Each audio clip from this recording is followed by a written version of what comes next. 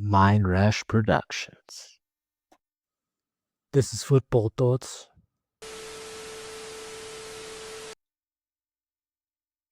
Real Madrid 2, Marseille 1. And yeah, this is one of those smash and grabs from Perez, with the UEFA corruption thing, man. Yeah, with that second penalty there, eh? Madrid always be doing these weird, controversial penalties in the Champions League, eh? Coincidence? I think not. 28 shots to 15, Madrid. 15 to 5, Madrid. Marseille had 57 possession, 43 possession, and we got they outpassed Madrid by 524 to 402. But listen, the Zerbi ball is very good, you know.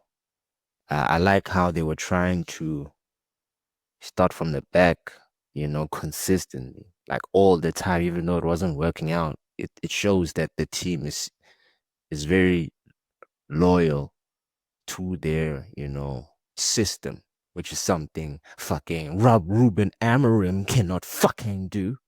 But I'm gonna be calm. I digress. You know what I'm saying? Emerson and Bavard in those fullback positions. I believe, they were too old. Um Bavard, tried his best, marking Rodrigo. Rodrigo was trying to do a Mazda that side on the left hand side, you know. But ultimately I like how Marcelo moving the ball, man. The Lottery, the number 5, man, very good defender, man. Had a very great game, although they lost, you know. Hoiberg was doing what Hoiberg does. He's just a destroyer, but he held up the team, man. O'Reilly was sensational. Greenwood, my boy Mason, Money Mace, sensational. Aubameyang had a chance where he could have scored a goal, should have scored a goal, man. He had a nice turn against Militao, should have buried it.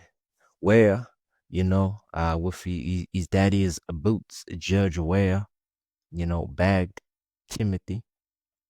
And you know what I'm saying, man? Madrid in this 4-2-3-1 system, they seem to getting used to it and adjusting well to it, but certainly haven't perfected it yet, of course, because Xavi Alonso is a new manager. Other than that, I believe Arda Kurla is their best midfielder attacking. He's got the close control, the body feints. He knows how to dictate the pace and the tempo from that cam position, which is a died out position in modern day football. Nice to see Xavi Alonso bring that shit back, especially for Arda. And him dropping Vinny, big move. A move where it could have, caught up to him and bit him in the back. Because if they had lost this game, who do you think the crowd and the Madrid media were gonna blame for the loss? Xavi Alonso for dropping one of their boys, Vinny. Even though I believe Vinny's trash, the Madrid fans think otherwise. This number 30 for Madrid, Franco Masteruna from Argentina. Yeah, hey, Messi got a young plug on him, man, for the World Cup team, man. This guy's very good, man. Very good close control. He just lacks on the finishing, man. Could have scored a few more goals for Madrid in that first half. But that penalty, I don't know why the defender overstretched for Rodrigo. Rodrigo beat the defender, and that defender just overstretched for no reason, and then just caught Rodrigo in the mix, causing the penalty.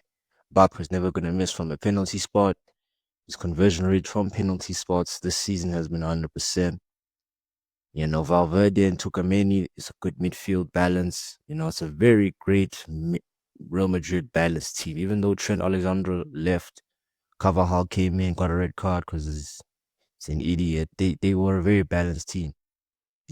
I gotta say, man, Madrid's most consistent player in this game was Alvaro Carres.